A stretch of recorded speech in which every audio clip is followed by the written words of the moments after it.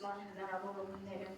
Հայոց ցեղասպանության, հայկական հարցի, Արցախի և Հայաստանի ճակատագրի հարցերը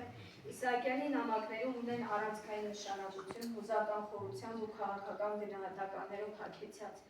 Նամակներում արտահայտվում են միաժամանակ և հուսահատություն միջազգային անարդարության նկատմամբ և հավատ հայության դիմադրողականության ու արդարության հաղթանակի հանդեպ։ Նամակները որպես գաղափարական վավերագրեր հատում են անհատական շփման ձևաչափի սահմանները և դառնում ազգային մտածողության, պետականության արժևորման և հասարակական գիտակցության գաղափարախոսության ձևավորման կարևոր աղբյուրներ։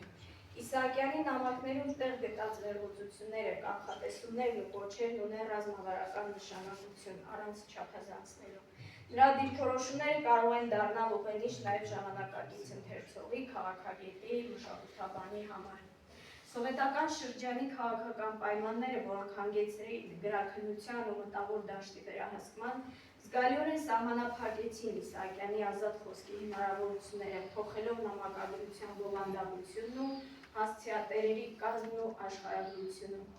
Իսահակյանի նամակներն ընդգրկում են ոչ միայն իր սերնդի պատմական փորձը, այլև ձևավորում են ազգային հիշողություն, որի փոխանցումը նոր սերունդներին կարևոր է ինքնության պահպանման տեսանկյունից։ Ավետիք Իսահակյանի դիրքորոշումը ազգային խնդիրների վերաբերյալ, ինչպես նաև նրա զգուշացումները արտաքին ուժերի շահադիտական քաղաքականության շուրջ շարունակում է մնալ արդիական անվտանգության տեսանկյունից, մասնավորապես ազգային խնդիրների ընկալման և արձագանքի վերլուծության համատեքստում։ Այս ուսումնասիրությունը